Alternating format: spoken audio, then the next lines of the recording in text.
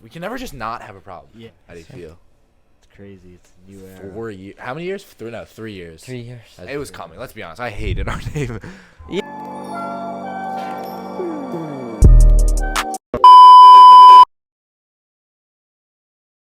Welcome in, everybody, to the first episode of the Back Pocket Podcast. It's weird coming out of my mouth.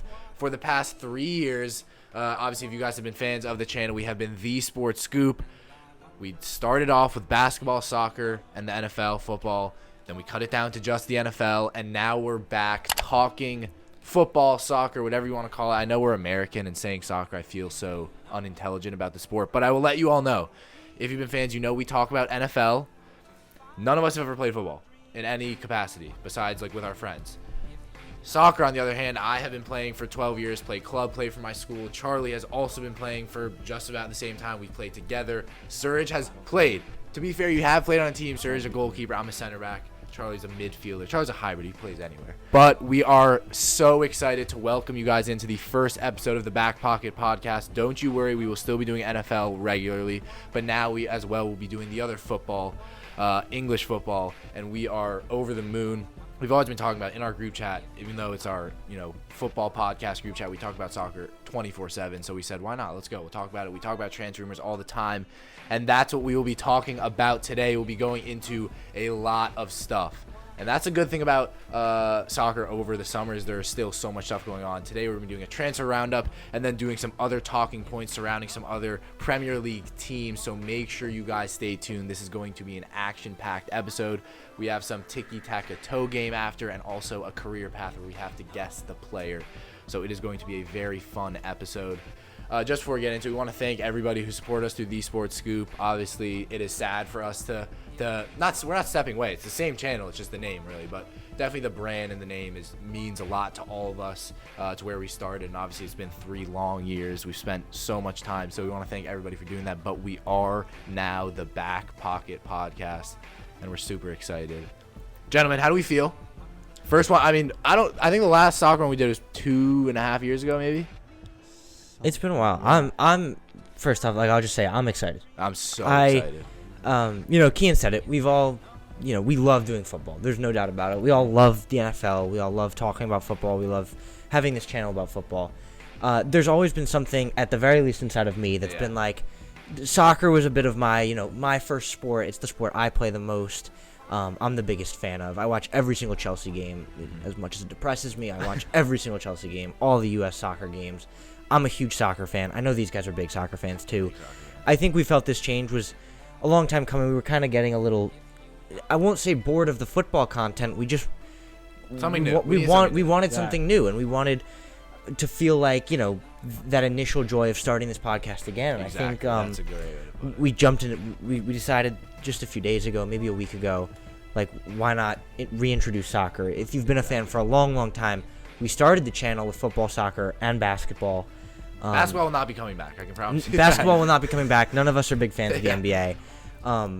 But we figured let's bring soccer back. Let's at least try it out for a little bit because we're all huge fans, and I'm excited to do it. Yeah. Without further ado, let's get straight to it. Let's shake off the cobwebs. Obviously, we talk about it a lot, but talking about it in front of a camera is a whole different game. Gentlemen, let's do a transfer roundup. A lot's been going on. Today, we've seen 3 or 4 signings happen and some big ones. We're going to go to first. As a Chelsea fan, Mason Mount has signed for Manchester United for £60 million, about $75 million US dollars. And again, I was talking about it to Surge. Surge said this. Mason Mount signing for Chelsea is almost like Rashford going to Arsenal. It feels weird. It feels not right just because he's an academy talent, obviously not a guy they brought in and they're selling like they did with Havertz. We'll go to the Chelsea fan first. Obviously, big move for United. Big move for Chelsea as they're clearing out house, which we'll get to later. How does he fit in Ten Hag's 11? Yeah, I mean, you said it. It just feels weird. Yeah. Like as a Chelsea fan, I've watched Mason Mount from his debut up until winning the Champions League to this season when he didn't get a lot of game time due to injury, due to falling out with the manager, whatever it is. Mount is that academy star boy. It's the really weird one. You use the Rashford going to Arsenal. Mm-hmm. How about like a Bukayo Saka going to Man City? Yeah, like exactly. It's not right. You don't do this. Phil Foden leaving. Like it doesn't happen like this.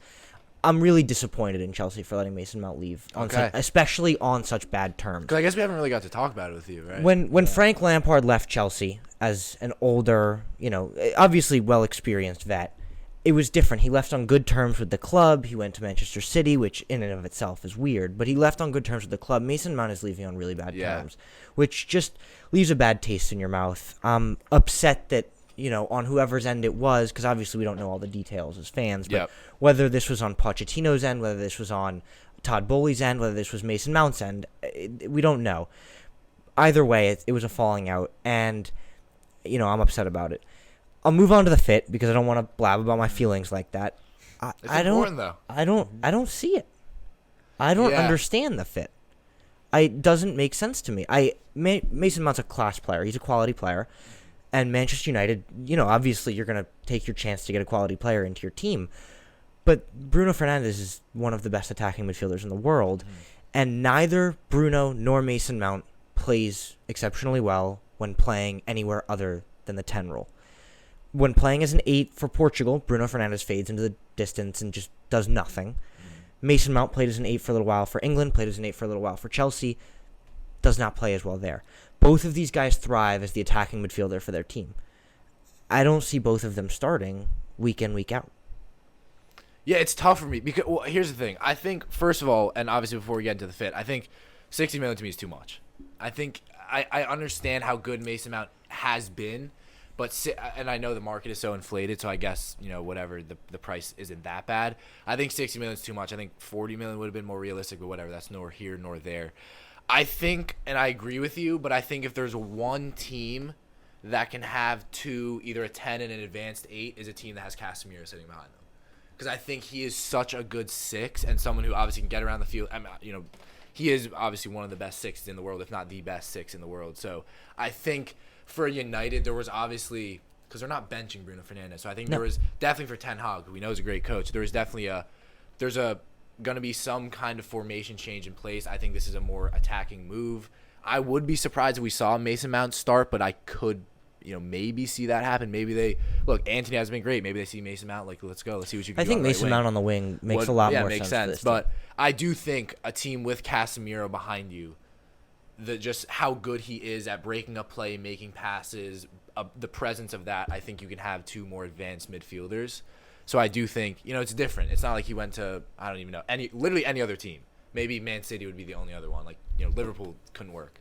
Where else? Tottenham couldn't work. But I think for a team like that, I think having Casemiro as that safety blanket, I think maybe the only way that this could work. Having both Fernandes and Mount being more. I don't even necessarily see it working with Casemiro. I think Casemiro's a great player. There's no doubt about it. But Casemiro with United this past season looked more like an 8 to me. Yeah. He was scoring goals. He was assisting goals. He was playing a lot higher up the field. And in the most illustrious time in his career at Real Madrid, he was playing with Toni Kroos and Luka Modric, who are 2 of the best center mids of our generation, neither of whom play as 10s. Luka Modric is playing more like that now, but that's as a 36, 37-year-old. Both of those players had the ability to recover and play defensively when Casemiro went forward. So Casemiro didn't have to play as more of a 6. I don't think he'll have problem adjusting to playing as a 6. I just wonder if it takes away from the fluidity of the midfield. Yeah. I think with Casemiro, Mount, and Bruno, that's 3 phenomenal players. It's 3 really strong players, but not players that are necessarily super fluid together. Yeah. I think the man to speak. I don't think Serge has spoken the whole time. I'm just here. This is a really interesting signing, but I actually think it is an okay fit. I think Casemiro will be fine because the player that he was playing with before, Christian Eriksen, is someone who really doesn't have a great work rate. I think he's someone that also was like that advanced 8, almost as a 10. He just wasn't really as successful in the position. I think Mason Mount, as an advanced 8, could be very successful because I think one of his biggest strengths, again, Charlie, you're the Chelsea fan, correct me if he's wrong, is his ball-carrying ability. Someone who's able to really kind of push the ball forward, especially on the half turn. It's really one of his strengths. But we also didn't really see him get a lot of open play assists. I think it was that was something where we didn't really see. I mean, again, maybe that was because of Chelsea's finishing, but the numbers suggest that he wasn't really insanely strong, at least not as strong as Bruno Fernandes in that final ball compartment. No, yeah. And I think Mason Mount is someone that's going to help United get them further up the field. It might be hard for them to retain possession. That's really where Casemiro is going to have to do his best work as kind of a destroyer and recovering the ball. But attacking-wise, I think it makes sense as a fit, and I think he'll play the Eriksen role pretty seamlessly. I just thought that a possibility for United was that they would maybe go away from that kind of profile like Eriksen and go to someone who's more kind of in that kind of 6-8 role, someone who can maybe be a bit like more Caicedo. Caicedo, or like someone who can really control the game more. But I guess they're going really, again, advanced 8. It's going to make them very dangerous attacking. Again, they're going to be able to progress the ball up the field very, very well with Mason Mount. I do agree that it's definitely they're definitely keeping the system, which is a bit risky and could make them a bit vulnerable. But I see where he fits in Ten Hag's system. I just thought there'd be more of a change. I think it's incredibly risky considering they don't have a 9 yet.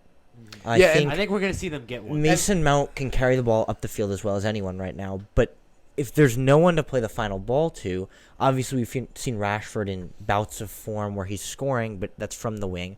Antony's looked as dreadful as Mykhailo Mudryk on the wing. I think this team is lacking attacking threats right now, and I think that's where Ten Hag was thinking Mason Mount. But I think they need to reintroduce Rashford and Sancho as goal scorers. Sancho, I mean, we've seen what this guy can do. We saw him. He was kind of. He started to create a little bit down the stretch, but not enough. And I think that's where they still need a 9 to be introduced into this team. So I would not be surprised if we saw Mason Mount move out to the wing, Rashford move up top. I would not be surprised if we saw that. I think we're going to sign a That's one thing that'll never change in the history of the sport is having a true 9 is I think so ridiculously important. And I think even for the fit makes sense because we're seeing now a kind of new generation of formations. Look, that city mold of having John Stones move inside, you're seeing more attacking teams. Like I think in 10 years, and I've told this to you guys, I think almost every team in the world will have a 3-back system.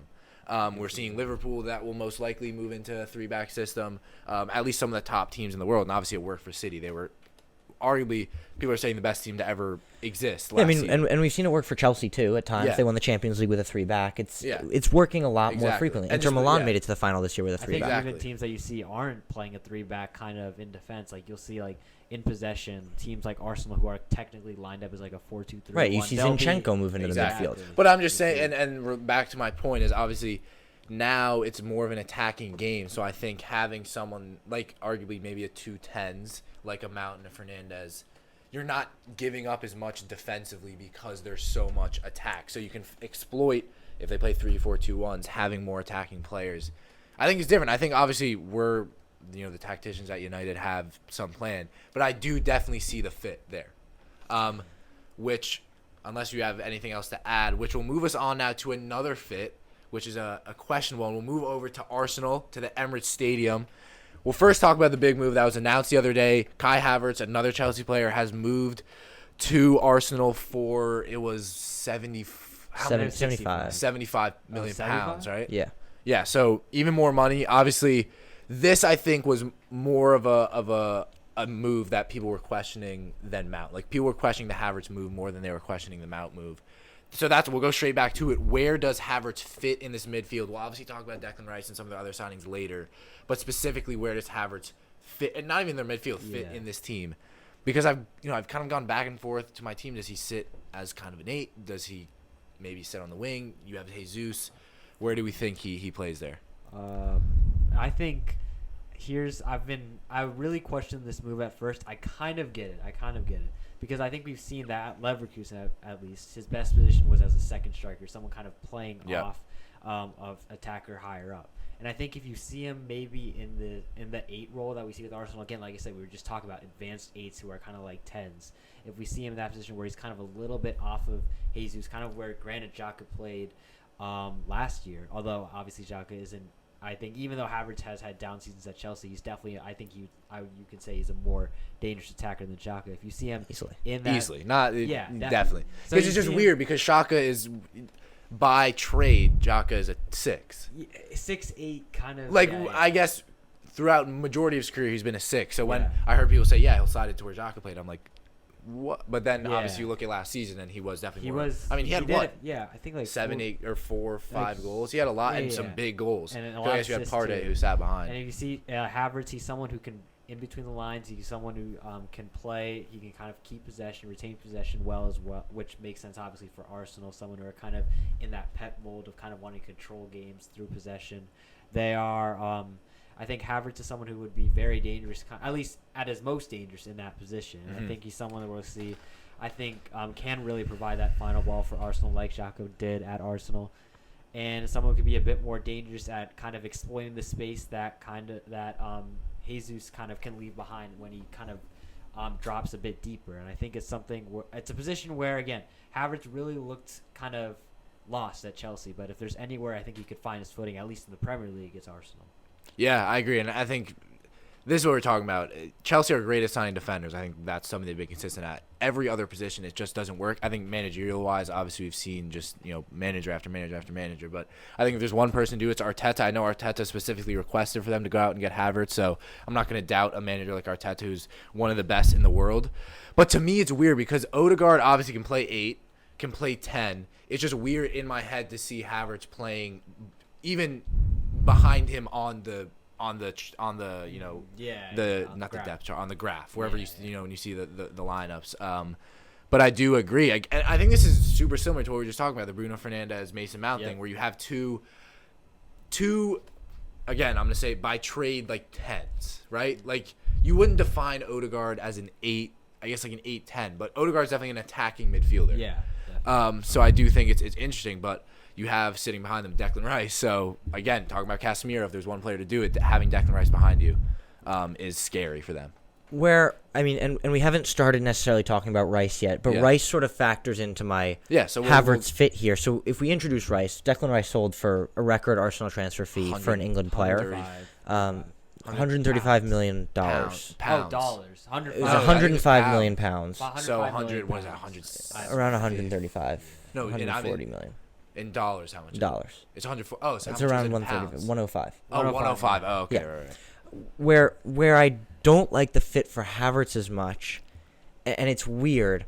A lot of people see Declan Rice as this ball-winning 6, and that's what Declan Rice has played, and that's what he's been. When I've watched Declan Rice, the position I've liked Declan Rice as the most is as an 8. I've enjoyed watching Declan Rice when he's playing in the Granit Xhaka role.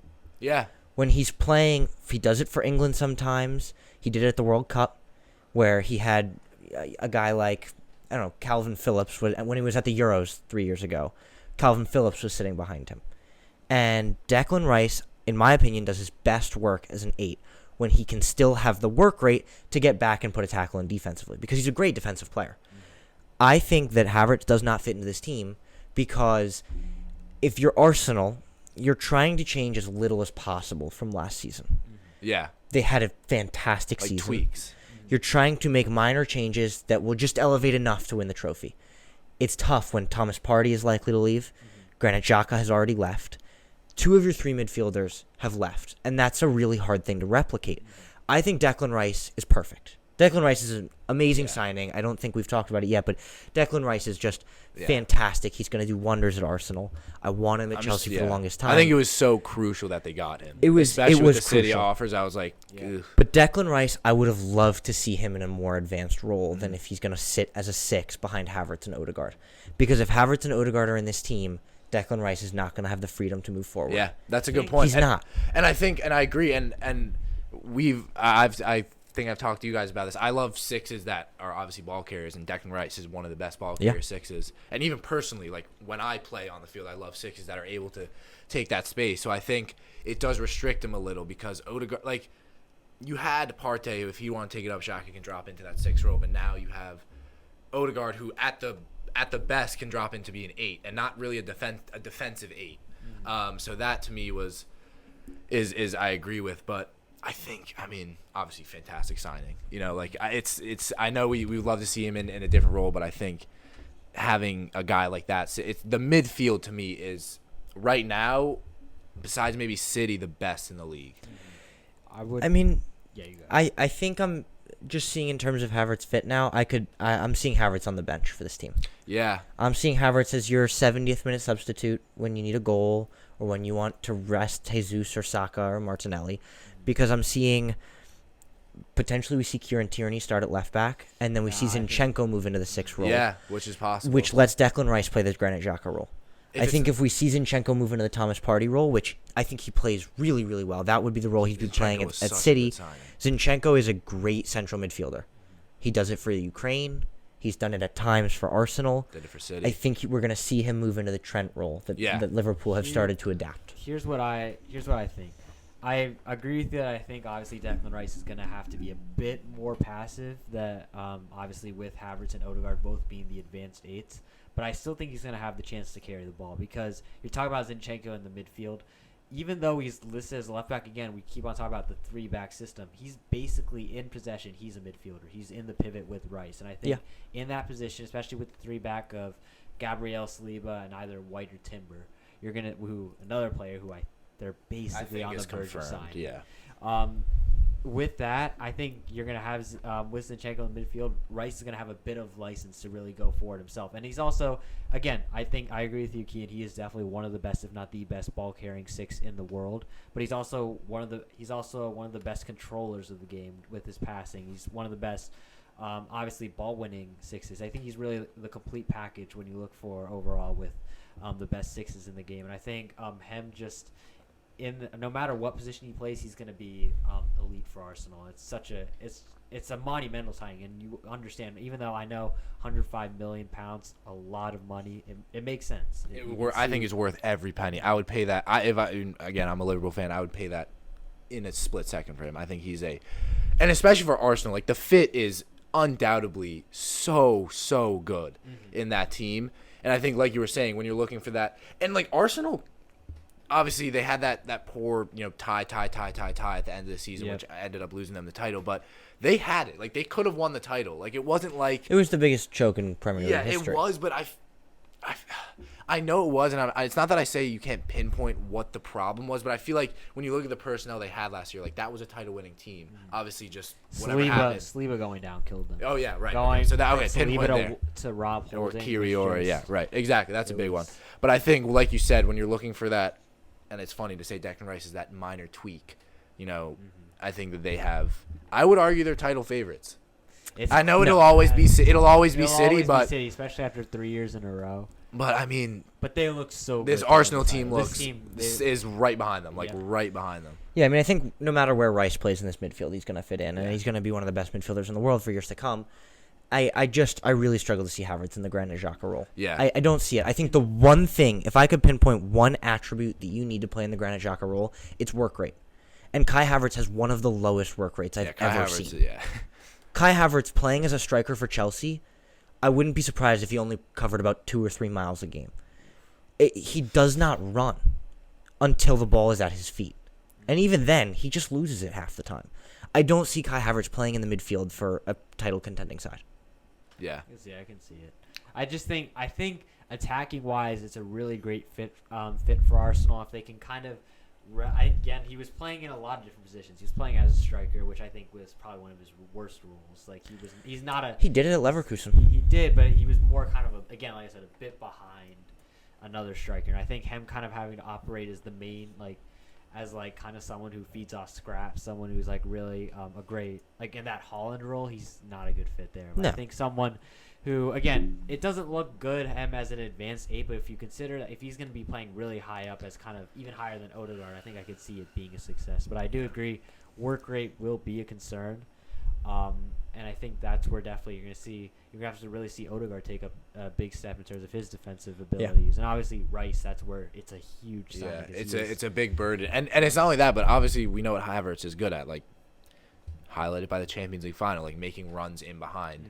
Is definitely what he's good at. I think at times he's a good finisher. Finding space. Finding space. Yeah, to him, he's good at is finding space and making his half turns in little half spaces. If you're replacing Xhaka, you can't be good at finding space. You wouldn't define the Xhaka role in that. Obviously, you said you need to be a high work rate player. But it's really funny to me when we're talking about United, we're talking about these teams, just the transformation that's kind of going around soccer in terms of just formations. And we'll move on to another big team in London, and that is Tottenham Hotspur, who just signed James Maddison. Obviously, I think it was £40 million deal. Where do we think he fits in that system? Obviously, we know Tottenham play, at least last season played with kind of those two like center forwards, center attacking midfielders with Kulusevski and Son, obviously Kane, the head of that attack. Now you have Postecoglou, who may be switching some things around. Where do we think Maddison fits? I think it's a great signing. Where do we think he fits in terms of that in Postecoglou's? I think we're going to see a very similar kind of system to what we see with Arteta, where you're going to see the inverted fullbacks, and you're going to see two kind of attack-minded positions with the advanced eights, and I think Maddison really fits perfectly into it. And I think he's going to be he's going to provide what Tottenham really have been lacking, creativity, and that's something really that we saw. Even though Leicester got relegated, we saw that with that he was one of the best creators, at least one of the best creative forces really in the entire league. And I think with Tottenham, they've got a couple. I really like Bentancur in that kind of 8 role where he can really be very progressive. But I think also an issue is that not an issue actually. No, sorry, not an issue. A positive is that he's also very good defensively. So I think he really fits as kind of a good balance between him and Maddison. Could be very creative in that final third, and then you're gonna see, and then defensive midfielder as a 6, maybe it's a bit more difficult. I could see Bentancur, but I think Maddison is someone who I definitely see where Postecoglou is really trying to fit him in that system. Yeah, here's the thing. I think James Maddison is a very good fit here. I think Tottenham are going out and getting a player where if you're Maddison, obviously you know the history behind Tottenham. There isn't any. So, you're looking at James Maddison, who obviously any of the top clubs could have wanted him. If I was James Maddison, I would have chosen Newcastle just because of what they're building over there. But I understand you're still going to a huge team, huge not only in England but in the entire world. I think the fit's great. Here's the thing, and Charlie, I'll pose this to you. When you look at kind of Kulusevski and Maddison, two players where you've been talking about a lot, how Maddison, and obviously very noticeable, really good on the right-hand side for Leicester this year, very consistent. Obviously can play as an advanced 8-10, but fades in and out as that.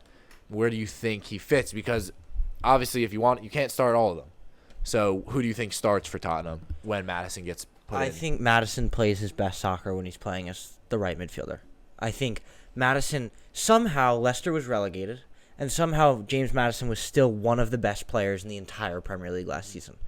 Not just for he was the standout Leicester City player. Yeah. He was just the best player on the field every time he played for Leicester. But he was one of the top 10 players in the Premier League last season. He was phenomenal, and that was playing on the right-hand side. Leicester had a lot of talent at the center mid position. They moved James Maddison out to the right, and he thrived. I think Maddison struggles playing as the 10 in some games, and he plays well as the 10 in some games. But I think the best we've seen from Maddison in his career was this season as the right mid. So I see Maddison displacing a newly signed Kulusevski. I think Kulusevski had a good start to the season, but like the rest of Tottenham, faded out towards the end of the season. I think James Maddison is a better player than Kulusevski, so I see, with relative ease, Maddison starting on the right-hand side over Kulusevski. Where I could see Kulusevski playing instead of Maddison is as the 10. I think Kulusevski could be moved inside, because Kulusevski, he had a good start to the season, but he only scored twice. Maddison scored 10 times. Maddison also had more assists, and this was while playing on a relegation side. James Maddison, I don't think there are maybe 2 or 3 players in the entirety of the Premier League right now who I'd start on the right-hand side over James Maddison. Wow, that's a take. Here's the thing, what I'll say to you. I feel like Tottenham don't have a defined 10 in their formation. They play generally more or less a 3-4-3, with that 3 kind of being an inverted 3. You let the 2 wide players in the 4 kind of be your up and down, outside backs who obviously track back and then also get up in the attack with Pora, who's very good at it. And on the left-hand side, you either have Perisic or Sessegnon. That's a thing. So I feel like there's no – I guess you could kind of mold those in the 3 because you kind of have – I'll kind of – with my hands, it's like that, right? It's not like 2 wingers. It's more inverted, like center forwards. So I guess those are the 10s, right? And that's where you see Kulusevski and Son behind Kane. I could definitely see – I think Maddison would fit perfectly there in one of those, obviously on the right-hand side. But I wouldn't say that's an out-and-out right midfielder, right winger position. It's more like a right forward, left forward. I mean, I definitely see Tottenham's formation changing for the next season. They've used this 3-back with the 3 weird forwards for the last few seasons and haven't had any success with it. I think the formation will change, and I think he'll do that to suit the players. The biggest problem for Tottenham is going to be the absence of Harry Kane if he does leave. I don't think it'll happen. It's possible he leaves. I'm also one of the people who doesn't I think he should leave. I happen. 100% think this guy should leave in a second. I don't think he see will. Harry Kane leaving this season, Yeah, but no, if he yeah, I does, they'll struggle, and I think they'll, it'll be Richarlison up top, who's just not as strong. Yeah. But I think what we could see is potentially. I mean, I think James Maddison, if he's playing for Tottenham, will be playing as the right mid. I think if he's not playing at right mid, he might not even be in the starting 11. No, there's no way. Madison will only be dropped because if he's playing in a center attacking mid role, it's kind of a role that Son has adopted in the last few seasons. He's not displacing Heung-min Son. He's not displacing Rodrigo Bentancur right now. I don't see Son playing in the center of this Tottenham team. Here's what I'll say. I think in a 4-3-3, which is the system you're going to see, I think he'll be great in the right center mid role. I think he'll be someone who's going to be kind of in that right side, but not really. He's still in the center. I still see Maddison as a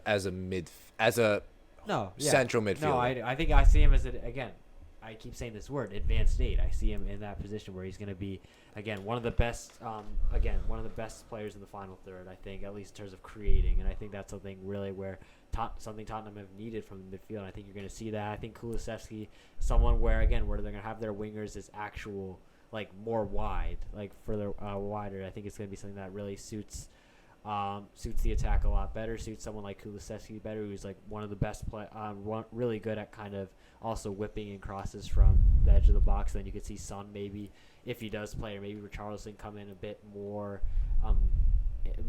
close to goal. So I think they'll be. I still like what they're. I still like Maddison in the midfield role, kind of as a right center man. I think that's where we'll see him. I think it's fair. I think with Harry Kane as the striker and with Heung-min Son playing as the second striker / left midfielder, exactly. I think that the talent. There's no loss of talent on the wings for this Tottenham squad. Yeah. They've got Kane up top. They've got Son, Kulusevski, and Richarlison, and Lucas Moura as wingers, but Moura's leaving. Yeah. There's no absence of talent on the wings for Tottenham. However, I think that James Maddison is at his most creative when he's playing on the wing, and I don't think that creativity for Tottenham is going to come from the central area of the field because that's where Kane plays. Kane is one of the best strikers in the world, but he's not just a striker. Yeah. He's Harry the best distributing. Harry Kane is the best passing range and passing vision of any striker we've potentially ever seen play. I think he's the most complete. The most complete striker in the world right now. Yeah. And I think that Maddison playing as a 10 will almost disrupt that. The way that Tottenham play right now, they play with 2 6s and no attacking midfielders. Yeah, that's what you guys keep saying. Wingers. They don't play. It's not like wingers. It's outside backs and but they don't play attacking midfielders. That's why it's going to change. I feel like it'll be. And I think it will change. But Harry Kane plays that attacking mid. And while you're saying it's more Kane up top with Kulusevski and Son behind him, I almost think it's the opposite with Kane behind Kulusevski. Yeah, that's actually I agree. So Kane creates from there. That's where Maddison would create from if he was playing as a cam. I think that playing Maddison as a cam detracts from the best player on this team. I think he'll be okay because I think you're gonna see. Again, I hate to keep bringing it back to Arteta and Arsenal. You see someone like Jesus who really kind of does that same thing he does. It's different. He drops very. He deep. drops, receives the ball and dribbles. Kane drops, receives the ball, and passes. No, but I think you'll see Jesus dribble too. But I think. Well, that's what. Pass. Sorry. I don't know why. It's not the same. But I think the point is you still see Odegaard, someone who isn't really exactly looking for someone. Like Jesus isn't exactly a target man, and I think he's still occupying. Maybe sometimes they're in close proximity. I think still put Maddison in the midfield, even with Kane. And maybe Kane does have to have a tactical adjustment. Maybe he does have to go and be more of a target man as a number 9. But Harry Kane is also one of the best in the world at that. We saw that last year with the amount of goals he got. I think. Yeah, I don't think Kane would have a problem adjusting, but I feel like he's a guy who's been really, I guess, Son, also your only bright spot in this team in the past 5 years. But I think also when you saw Kane dropping a bit, obviously having to really carry the attack, not only scoring-wise, but creativity-wise. I think that was something that really showed why Tottenham were so poor this year. I think adding another force like Maddison, who could be more creative, and then having Kulusevski more healthy, I think it's going to be something that really – I think it's going to make Tottenham a lot better. At least maybe it might not show But the yeah, table because they're going through a rebuild, but it's definitely for the best. But again, once again, and as I've said, last season there was no on the team sheet. No, there was no 10. There was not a 10 on the field. No, that's where Madison, exactly. I think, will play. He's still one of the best 10s in the league. So then No, you're I going don't to think switch he to like a is. 3-5-2 with two holders, a 10. I think the problem for this Tottenham team is not forcing Harry Kane to adjust. Harry Kane somehow quietly had his best season ever in the Premier League. Harry Kane scored 30 goals last year playing as an attacking He scored 30 midfielder. goals before, though, also. He scored 30 goals one time before in his career.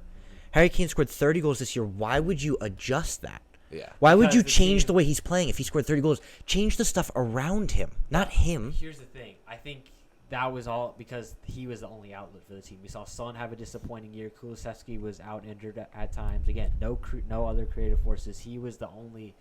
He, like you said, he was the only source for this team. And now when you're adding other players who can kind of feed him and make him kind of, who could still play. Obviously, it's really good that he's such a complete forward, but he's now someone who can have, who has a little bit of the burden released off of him, and you have more creative, more maybe hopefully Son maybe has a better year, maybe Richarlison has a better year. You have Kulusevski, you have now Madison. I think it's something where if Kane adjusts, maybe he won't put up the same numbers, but the team will put up better numbers. There'll be more of a team than we saw last year, where it was just Harry Kane kind of dragging a mid-table team. I mean, it's true. We want to adjust other things. I mean, Harry Kane, his personal numbers will probably decrease this season if there is more attacking threat around him. Not even that, just to But I think- replicate that is. But I think that James Maddison will be able to serve Harry Kane the best when playing wide. Because Harry Kane dominates the midfield. He picks up the ball super deep, deeper than any striker we ever see, and distributes. And I think if Kane is picking the ball up at midfield, making a pass wide to Maddison or making a pass wide to a running Pedro Porro, who then returns the ball to him when he gets into the box, that's the way Tottenham will play the best. But I feel like playing Maddison in the midfield will just crowd the midfield. Son runs into the midfield often enough. Kane is in the midfield on every single possession. They've already got two midfielders in there.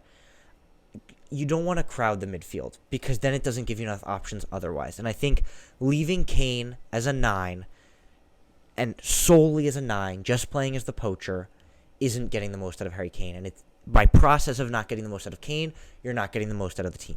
Yeah, I'm gonna agree with Charlie here. I think when you look at the personnel of this team and what they, obviously, as I said, Harry Kane has been one of the only bright spots of this team the past several years. I think it's not that I don't think Maddison can be successful as a 10 serving Harry Kane from the midfield, but I think when you have Kane staying in that role of dropping in, obviously we talked about best distributing striker in the world, probably only next to Lewandowski maybe, and even then, you know, people don't really come close. Mm-hmm. I think having Maddison on the wing, incredibly good service of the ball. And not even on the wing. Like, I know we're saying on the wing. The wings on Tottenham are Porro and Perisic, or if they go and get another left back. I don't see Perisic starting next year, though. Whoever, that's not the point. Just whoever's on that left side. I mean, servicing Maddison, who's kind of inverted, but next to him in that, you know, obviously he'll go on to the wing, but those forward positions where I think Maddison could thrive as being a guy who serves in that final third pass. He can still check into the midfield, but letting Kane keep that dominance of being able to, like, obviously what strikers are so good at is being able to lose a defender, check out, check in, get the ball, service it, you know. So I think leaving Harry Kane to what he has been good at is your best bet is Tottenham. I don't think there's a single player you could sign that would be able to disrupt that. I think Harry Kane is very good at that. But we'll move on now to, we're gonna go back to Chelsea. The crest on your shirt, Charlie. Obviously, I'm gonna list off so far, and the summer is not even close to over. We haven't even hit July yet. They have so far sold Edouard Mendy, Mason Mount, Mateo Kovacic, Hakim Ziyech, Havertz, Koulibaly, and Ruben Loftus-Cheek. Conte, obviously, I forgot as well. Oh my God, Conte. So that's what I think they made a net, not net, 200 over 200. over 200. I think close. I think over 300 million. You look at Mount and Havertz together are over 100. Koulibaly was 25. Ziyech was 20, 30 million. Mendy was over 20. Kovacic was 25. Loftus-Cheek, I think, was 18, No, around there, maybe more. Like, they've made a lot of money. Obviously, they need to to, balance the books, because you looked at, obviously in the winter. I mean, the winter this year for them was absurd, the amount of players they've signed. But obviously they let go of a lot of players. And again, I think when you look at that list, there are about, maybe besides Mount and Kovacic, I think are the only guys where I think I'm like, those are signings you may have wanted to hold on to. And even Kovacic for me is fringe. I think those are all players that I think are good moves, but they're shedding a lot of players. And obviously, no matter how they play in Chelsea, those are all very talented players who are in no way, old. Like, they're still players that are in their prime, getting into their prime. When will we – obviously, we know Caicedo is a – if I were to bet, I think he will end up landing at Chelsea, but it's a team that's shedding a lot of talent, and I haven't heard a lot besides Caicedo. Obviously, they signed Nicholas Jackson from Villarreal, but to me, that seems like another Chelsea signing that won't work out because I've never heard of him. But again, I could be wrong. You're obviously the expert here. But what do you think? Obviously, I don't really know what I'm asking here, but you're looking at a team that's letting go of a lot of players. And obviously, you guys were not very good this year. None of these players were especially stand out. But it is a big deal no matter what happens when you let go of this amount of players this quickly. No, I mean, we had, let's not understate it, but we had a bad season this year. It wasn't good in any way, shape, or form. There were no good players. There was no good team. It was horrible. There were no good players. I think there were a couple players who like all right, but looked good. I think Enzo Fernandez was great, phenomenal in the midfield, but he only played for half a season. He wasn't that good. We're shedding all this talent, yes, but I don't think there needs to be a reaction in terms of signing players because we've already done that part. You can build an 11 right now for Chelsea that looks on paper like they could compete for the title. Yeah. They won't. I'm not saying Chelsea's going to compete for the title here. I know I'm a biased Chelsea fan, but I think genuinely this is potentially my hot take of the year. I think Chelsea could finish 12th again this year. Wow. I think things will get worse before they get better. Yeah, I think this team was horrible this year. This is the worst we've ever seen a top 6 team do in at least 20 years. It's like what would happen to Liverpool if they had never turned back on form. Like that couple years ago, and they were like, you guys would never let me get the end of it, and then they finished ahead of both of your teams. This is a very I don't think that I think they're letting these players go because there's too much squad right now. They're not at a good number right now where they let players go and then they need to sign more players. They're at a number right now. They're trying to meet way too many demands. And letting go of players is actually helping this team. Yeah. I think letting go of Conte is just it's heartbreaking. It's heartbreaking, and Conte, when he plays, still looks like the best player on the field. It's It's ridiculous how he does it. I don't understand. But he's injured too much. Kovacic also looks really good when he plays, but doesn't play that much. Mason Mount is a heartbreak, but we've already talked about Mason Mount. We've already talked about Kai Havertz.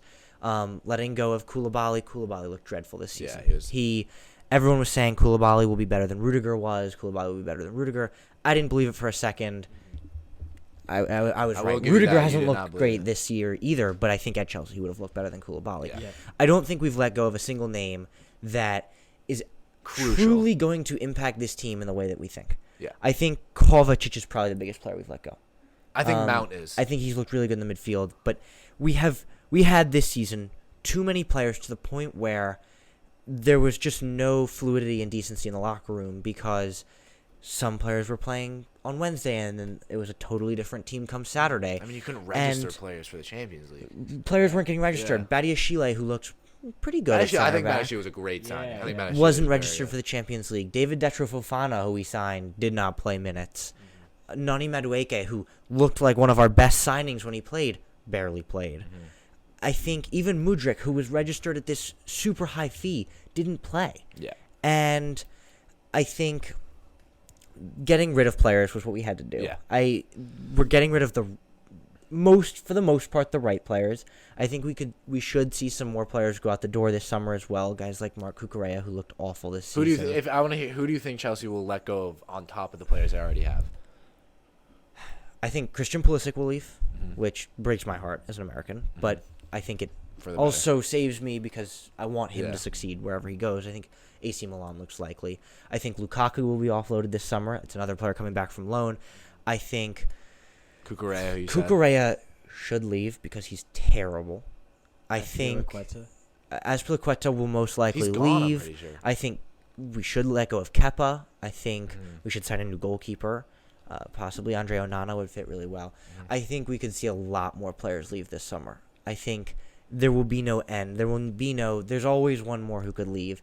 And then, need be, we just sign more players. I mean, we've seen how we forgot, much they've done it. You have Nkunku coming in and Malo Gusto coming in. Yep. Nkunku, I think, is a great signing. That's your Havertz Mount replacement, Ziyech replacement in one. Like, he's fantastic.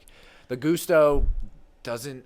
You have Reece James. I don't see how Gusto. Reece James has been hurt for half the seasons in the last couple of years. When Reece James is healthy, Gusto is not playing over him. No. Again, maybe he can play as a left back, but you never want a left back. But even then, we've got Ben footed. Chilwell. So exactly, who is very good. But I could build you a Chelsea squad, even with the departures, where it's a solid 11 that, on paper, looks like a top 4, potentially title contender. On paper. Especially if you add. So, okay, you know what? Let's see. Build an 11 right now. Keep with any rumored signings. Build an 11 right now that you think will start. I'll go with no signings that haven't happened. Okay. All right. So we're gonna put Kepa in goal. I'm not gonna speak on Kepa because he's gonna be the keeper this year. I don't dislike Kepa as much as people, as much as a lot of people do. I think. Well, let's just go. Just name them off. Just. Our right back's gonna be Reece James. He's gonna be on that right side. 3 center backs. Fofana has looked outstanding when he's played for us. Great signing. One of the few very, very good signings we've made. Thiago Silva is still going to be in the middle because, Thiago Silva. Badia Chile will probably be our left-sided center back, although I would love to see Levi Colwill there. Yeah. He was great at Brighton this year. Ben Chilwell will play on the left. Also love Lewis Hall as a potential replacement if Chilwell decides to leave. Enzo in the midfield is a given. Next to him is the only spot right now where that's where Caicedo will play. Should we sign him, which I think is likely. If not, the other midfielder right now is potentially Lewis Hall. Yeah. Is potentially playing in the midfield. I wouldn't put Reece James in the midfield. I wouldn't put him in the midfield just because I would rather put him at right back. But I'll just say Lewis Hall for now. But that will probably be Caicedo in a few days. And then you've got a front 3 where that's where all the options are. I'd probably say I'm going with Nkunku, Sterling, and potentially Nicholas Jackson as the 9. Okay. Yeah. I think you've also got other options in guys like Mykhailo Mudryk and Noni Madueke and David Datro Fofana and Armando Broja. The options are endless, but I think this team on paper is a top 4 contender. Yeah. The problem will be that fluidity. These players have never played together. This summer is going to be a big deal. I think with a new manager, new faces at the club, offloading all these players is not going to be a big deal. In the grand scheme of things, I think this is the right thing for the club. Definitely. Yeah, That's what has to happen. I think I agree with you. I think on paper this is a team that should possibly contend for a title if Caicedo is signed, which I think he would. Like I said, again, they need to get that one done. That defense, look, on paper, should be one of the best defenses in the league. That midfield on paper should be one of the best midfields in the league. You've got Reece James at wing back as well. You've got the strikers, and Nkunku led the Bundesliga in scoring. Nicholas Jackson, someone who has potential, but obviously the Chelsea is obviously give or take could go well, could not, but. It's overall, it looks like a really good team. And again, like you said, it all comes down to fluidity. And that's what we see teams like City have, like Arsenal. Even United now, we're seeing a lot more cohesion with the team. And Chelsea really need to develop that. And I agree with you that you could see things really still be, I don't know if 12th bad, but I think it could still be like a really disappointing season. And then maybe next year we could see them take off. I think no matter I know I named a starting 11, but I think no matter what the starting 11 is, there are options at each position. I can see Lewis Hall playing at left back instead of Chilwell. I can see Mudryk or Madueke in the front 3. I could see Chalobah or Levi Colwill at center back. Another possible departure. But I think no matter where we go, no matter what 11 we choose, it should contend for top 4 at the very least. And whatever they do, it has to be a consistent 11. That's what we saw Arsenal do so well this season. Yeah, and then they fell apart when that was disrupted. It needs to be a consistent 11. That's a good point. I think, and what I was going to say, I think one of the keys to Chelsea's failure last year was Enzo Fernandez being restricted to a 6 role. Yeah. I think Caicedo needs to be a deal that you get across soon. Yes. I mean, I guess not soon, just as soon as you can, because having Caicedo be able to sit behind Enzo Fernandez, and Enzo Fernandez – Chelsea signed him because he had that fluidity and that freedom in Argentina's 11 in the World Cup, and we saw how instrumental of a player he was. This guy has potential to be the best midfielder in the world. He is fantastic, technically gifted, really, really good passer of the ball, can defend when he needs to be, work rate's there. Obviously, we saw Benfica at time to time he can put the ball in the back of the net. I think this dude is someone who needs to be supported, and obviously Conte was super injured, so you had to kind of put, and again, he has the versatility, so you had to put him back at that 6. But I think getting the Caicedo deal across is a must for Chelsea just because of unlocking what Enzo Fernandez can do. So I think that's huge for Chelsea. But we'll move on now. We've been talking a lot about Charlie's favorite team. I don't like it. We'll move on now to Liverpool, and we're going to be talking more about midfield. Obviously, we saw that they brought in Alexis McAllister. Great signing. I know you didn't love it. I know you like it. I love the signing. I think you talked about it. He could be our Wijnaldum, kind of that advanced goal-scoring midfielder. I think he's fantastic. Obviously, goal scorer for Brighton, a lot of penalties, but still put the ball in the back of the net.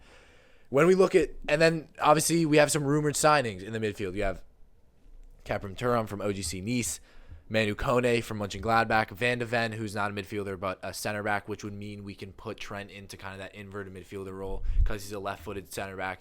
And then obviously Romeo Lavia from Southampton, who would be more of a 6, I guess, kind of. I guess not really. I guess an 8. More of a 6. I think you could see him maybe. I think the 2 6s, if we were to sign, I still like Khéphren Thuram as a 6. I know a lot of people like him as an 8. I like him as a 6. Kone, I think, is a solid 8. I think Kone is an 8, like a old school 8. And then I think Lavia would be a 6, the Fabinho replacement, although I still think Fabinho has years in, obviously had a down season. But again, when we look at Liverpool, this midfield transformation, what do we think of it? What needs to happen for them to be successful this year? Obviously, every year, the past several years, we've been very poor, and then we turn it up and we qualify for Champions League. We're like, oh, we might not do it, and then we don't. This year, we actually did not qualify for Champions League, which I think is going to affect the signing of a lot of these players. Although I think they're, Klopp, obviously, I think will be back in the Champions League next year, hopefully. But back to what I said, what do we think of what they need to do to be successful this year? Yeah, I mean, you have here written in the notes the potential 3-2-4-1 formation.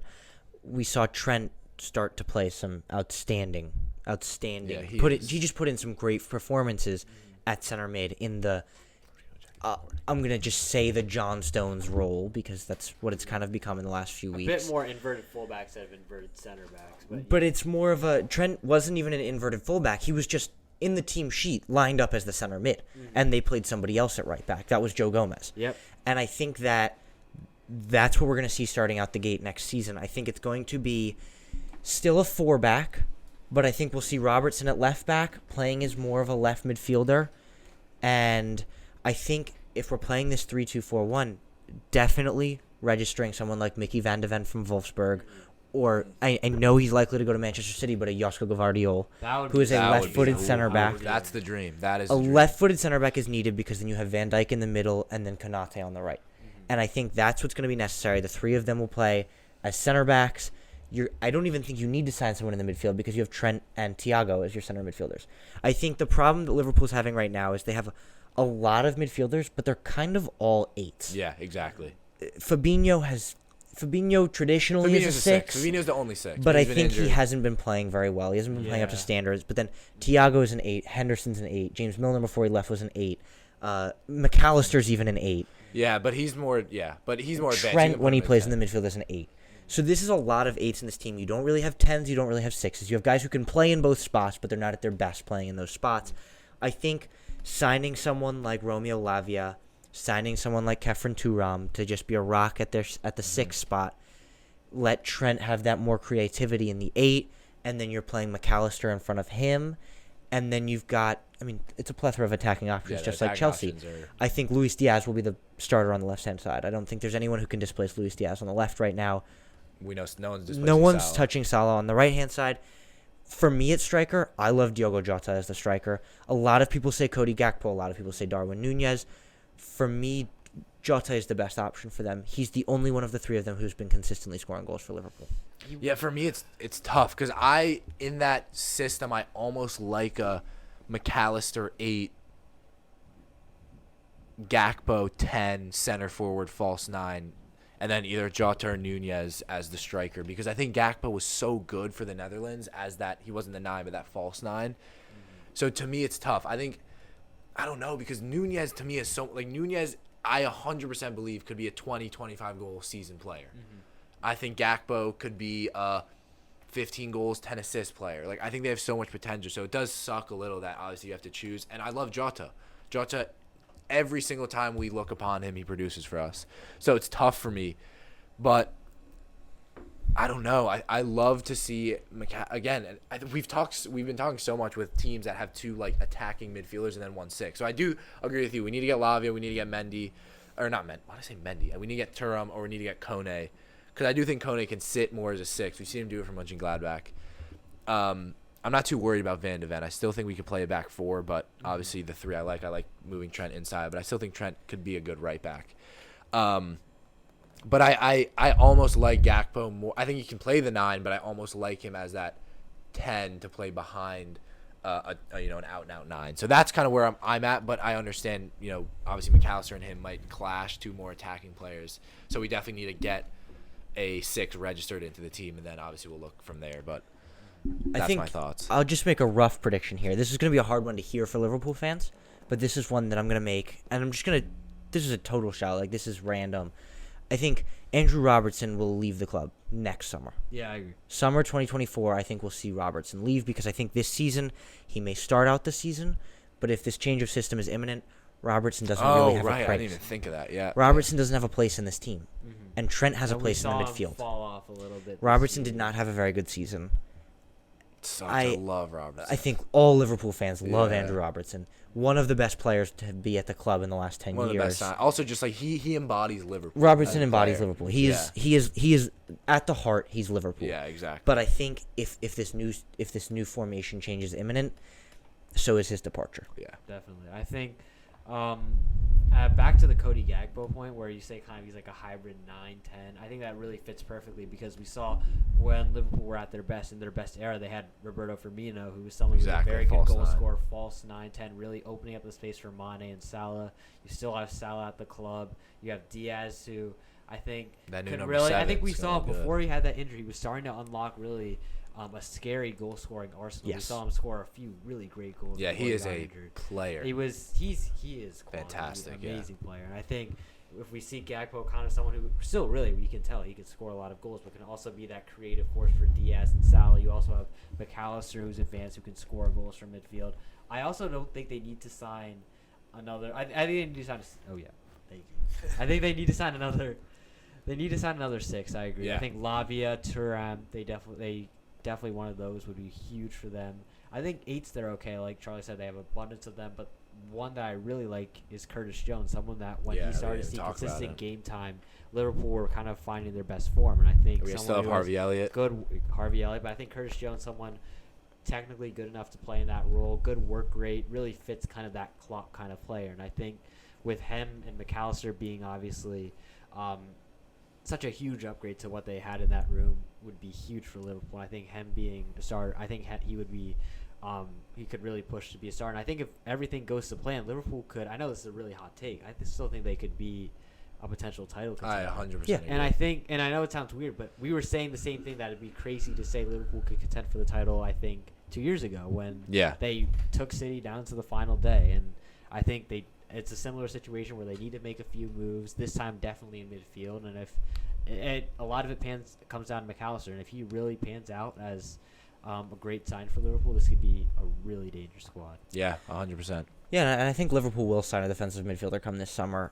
Don't get too excited. My prediction for this signing is a total bust. I think this is going to be McAllister? No. For if they sign a defensive midfielder, Oh, okay. I think whoever that defensive midfielder they sign is not going to play well. Okay. I think this will be a Fabio Carvalho type signing where we just don't see him. Yeah, Carvalho is a tough one. I love the Leipzig loan, but I think I love Carvalho. When we saw the signing happen, I think you really liked the signing happen. I just love I didn't really understand the signing. That was the thing. I think they're going to sign someone who just doesn't really fit into this team. I think is a weird one. So I think while linked to these guys, I don't think they'll register Thuram or Kone this summer. Lavia maybe, but I think that they're going to settle for maybe a championship quality player or someone like Florentino Luis from Benfica. Yeah. Or I just don't. I think Paulinho would be a great signing. João Paulinho would be fantastic, yeah. but I think the 6th position will be a bit of a need. I think Thiago will step in and play that role. I think Thiago will be the starting 6 for Liverpool. I think over the last couple of years he's transitioned into more of a 6 from an 8 when he was in his prime at Bayern. He still looked good for Liverpool, but definitely a little bit past his prime. He's definitely not playing at the top of his game. I think he'll play 6 to leave Trent, McAllister, Gakpo, Jota, Nunez, Salah, Diaz. Plethora of attacking options, really. With more attacking threat. Yep. Yeah, well, we'll move on now. Tiki-taka-toe. And this is customized by... Customized by yours truly, Charlie. Take it away. Okay, who wants to go first I'll go. to start? I'll go. So Serge I will think go we should first. each have a certain amount of guesses. You're gonna get. I'm putting 30 seconds on the clock for each of you. Okay. You get it wrong, you get it wrong. You get it right, you get it right. No, I think 15. 30 is a lot. We can go 15 Yeah, seconds trust me, too. it's hard. It's hard. Yeah. So let's Shout get the out. timer We'll get up. the timer up. Let's get the Alright. the graph. Can you just pull it up so we can see it? Serge, you can see it. Just tilt the... Okay, here it is. All right. Okay, Serge, you're first. Here you go, Serge. You're up on the clock starting now. Okay. Yeah. Okay. 150 club. Wait, no, is Holland? Oh, Lewandowski for Dortmund and 150. All right, let's add that one. Lewandowski. Yeah, Okay. it took longer than it should have. I need to make sure. No way, he doesn't have 150 club goals. No, yeah, not Lewandowski. Okay, Lewandowski is 1. Mhm. Okay, this is a tough one. Wait, hang on. Let me just. He won the Champions League. Oh, that's easy.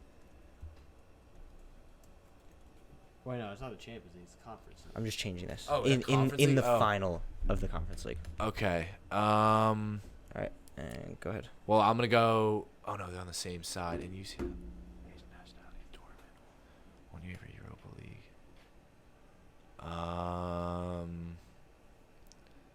Oh my God, this is really hard. You took Lewandowski. That would have been my guess. I was gonna say Mbappe 150 plus goals, but that's not right. Asian nationality, and you. Benrahma. Benrahma is African. Oh, He's from Algeria. damn it. Serge, back to you. All right. 150 club goals. Okay, now PSG Dortmund. That should be. I'm trying to think. It's gotta be a name.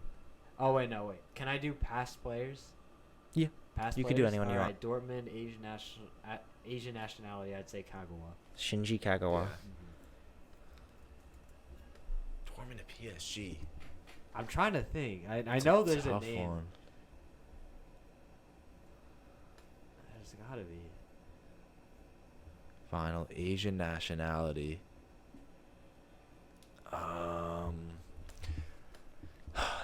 Won the Europa League Asian nationality this year. It was Sevilla. I don't think there's anyone, not that I can think of. PSG and Dortmund should be easy. I feel like it should. Oh, one UEL. Oh no, that's not right. I was gonna say. Oh my God, this is really hard. The Conference League final was West Ham and Fiorentina. This is why I don't know why, and I can't think of Dortmund and PSG. Yeah, same. I'm trying. Who's played for Dortmund and PSG? I have no idea. And I know this is a tough one to think of. All these players are well-known players. I don't know It's why. just you got to remember who they are. I don't know why I'm used. Conference League final plays at PSG. Who played at PSG? Oh, Areola. Alfonso Areola. Alfonso Areola. Okay, there we go. We got Dortmund one. PSG for the win. Serge, I am enforcing 15 seconds on this one. So Wow. No, come on. That Give is- us 20. You're right. 15. Okay. Dortmund PSG. All right.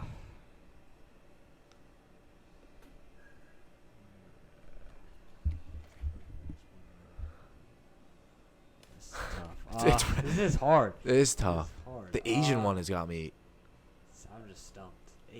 I'm thinking PSG Dortmund. It's just.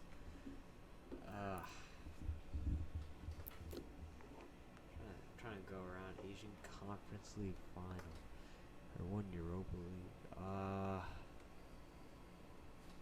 Yeah. I want to say Draxler. He played for Dortmund. I think. No, Draxler played for Wolfsburg. Yeah, he played for Wolfsburg. I meant. I'm trying to think. PSG Dortmund. What? There has to be. Guerrero never played for PSG. How much time do you have? None. Okay. I mean, you haven't had time for a while, but That's what I thought. Okay, I'll move. that's right, Okay. it's a tough one. 20 seconds. Asian nationality was in the 150 plus goals was in the Conference League. Who the hell would that be? Conference League hasn't been around. 150 plus. Oh, I get no. It was only this year, right? This is the first final this There year. have been two. it's two. What was it last year? I want to make sure. I think this one is good, but Asian Have national. to What was the make Conference sure. League final last year? It was. What was the? Do you know what the Conference League last year was? Yeah, it was Roma versus Feyenoord. Oh right. Yeah, that's doesn't help at all. Roma Feyenoord.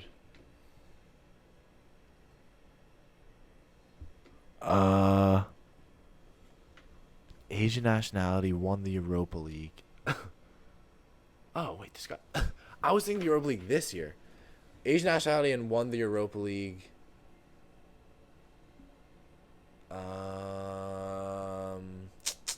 Who'd that be? Time's he on? I'm out. I'm I'll switch not, back like, to you. actually doing the timer. I'll but- switch back to you. All right. I think I've got for in Conference League final 150 goals. Dybala. Would that? Paulo Dybala. We'll say yes for that one. All right. He has 150 club goals, so Okay. All right. That's a good one. Okay, now Dortmund PSG all time. How? I can't.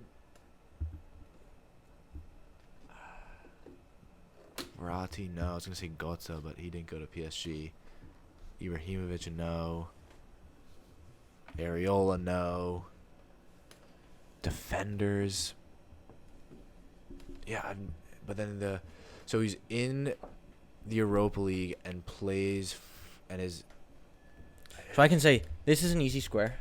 Yes, that's what I'm saying. I don't know why I won the Europa League and has 150 plus goals for club. Olivier Giroud. Giroud must have 150 Yeah. club Yes. goals. There. Okay. Try and think. All right. PSG, Dortmund. Okay.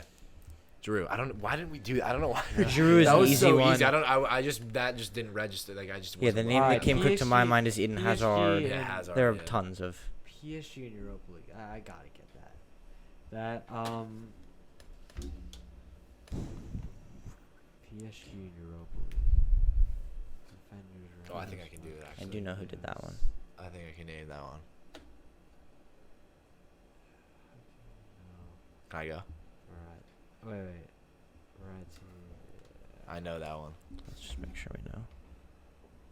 Di Maria. Did Di Maria win the Europa League? Not that I'm aware of. No. Let's see.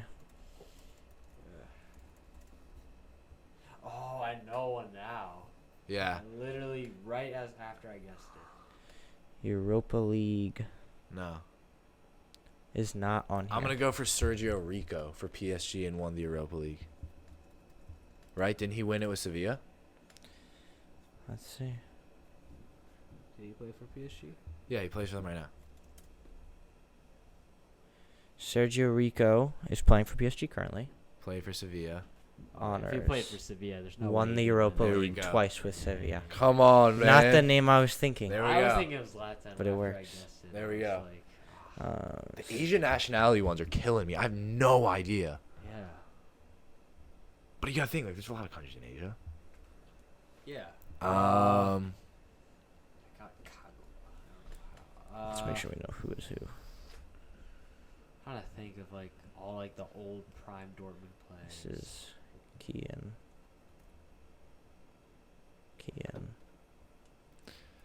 I would would say for Dortmund. Yeah, we're tied up right now. All 3-3. right, 3-3. Dortmund PSG. Damn, it should not be that hard, but it is. It's just.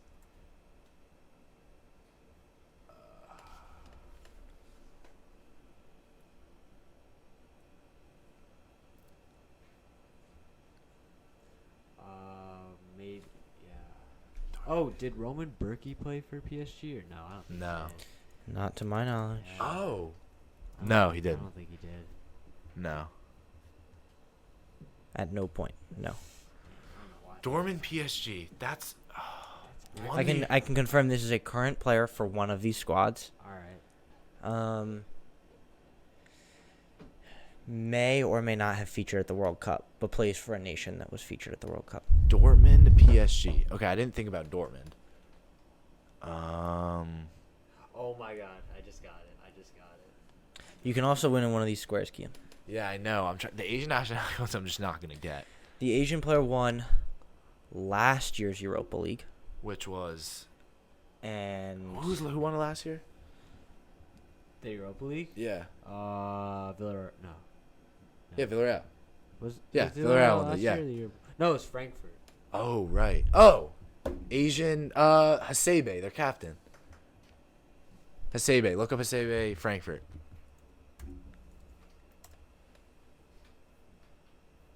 Yeah, right. Europa League. so he should have been in the squad. He was.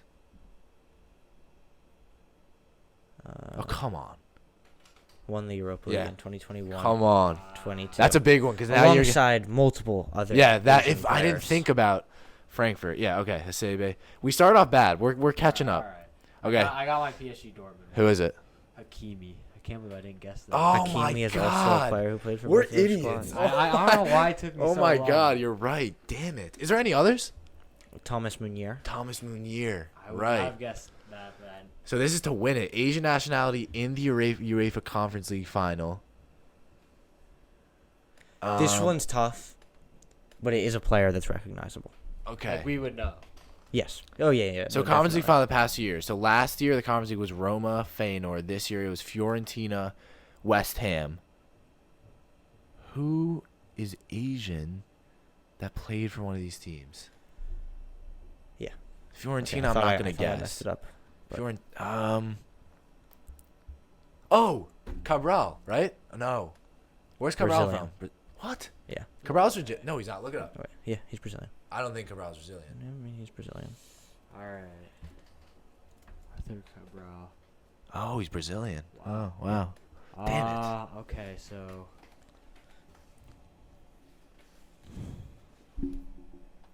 I don't know why. I thought I was gonna say Paquetá, but that's not even close. I don't know. I'm just. Can you give us which year it was? Last year, this year? Last year, Last okay. It was the Roma Feyenoord final, Okay. and I'll help you out. It was not a Feyenoord player. I was going to say, because I wasn't guessing that anyway. Roma? Oh, I'm trying to think of their team. Left wing back, Spinazzola, right wing back. No, now I feel like I really should get this. Yeah, now it's just getting a little embarrassing. Yeah. Who? Asian. Damn, this is tough. Asian is in the Europa Conference League final for Roma last year. Mhm. Does wait? El Shaarawy? No. He's Italian. I don't know why. I thought he was like. Asian. You can ask questions, but I will not give you the nationality because that will make it really obvious. Because he's the only player from this nation that I know. Oh. So it's not Japan. Yeah, It's it's, not not Japan. It's not South gonna be South Korea. Korea.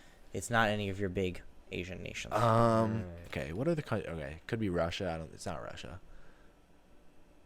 Well, Russia's in your UEFA. Yeah, but team it's like- anyways. Yeah, but you could say Russia's Asian technically. It's not gonna be like Mongolia. I mean, who knows? It's not gonna be India. It's not gonna be like Pakistan. It's. Oh my God, I have no idea. I even feel like if you said the country, I wouldn't know the player. I think you would. Should you just say the country? I feel like this is dragging on. No. That would just make it way too easy. Okay. I promise. What position are they? It's a a forward along the front line they've played.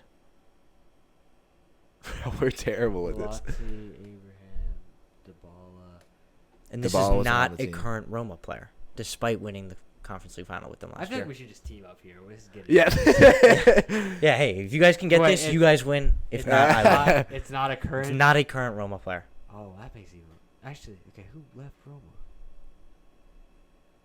Oh, I think they replaced. I think is this the player Velazzi replaced? Who was it though? Oh, no, this is getting embarrassing. I have no idea. d-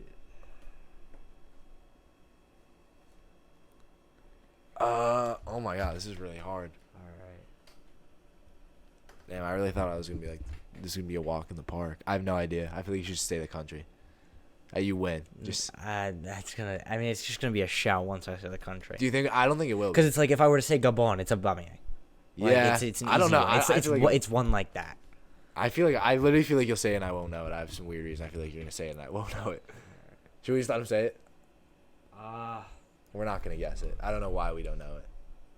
What is it? What's the country? You want to know? Yeah. Armenia. Still have no idea. Armenia? Armenia? I have no idea. Come on. Armenia. No, I know. See, I know Dylan would know this like Yeah, instantly, 'cause, Dylan- I mean, yeah, he's a he's a Roma Roma fan, but fan. like No. Dylan just knows this stuff. Armenia? No, I know. Who? Okay. Was it? No. Dzeko. Oh He's no. from Bosnia. Oh my god, and he wasn't on Roma last year. It is a current Inter Milan player though, Kalinoglu. No, he's No. not. Never played for Roma. and he's Turkish. Yeah. Current. Yeah. Current Inter Milan player? Bro, this is embarrassing. Armenia. Played a lot of his career at Arsenal. Wow, this is really embarrassing. Ooh. And he's an attacker. Armenian attacker. we have all the pieces. I mean, this is the one Armenian Who? player I know. Armenian attacker plays at Inter Milan right now. Played at Manchester United.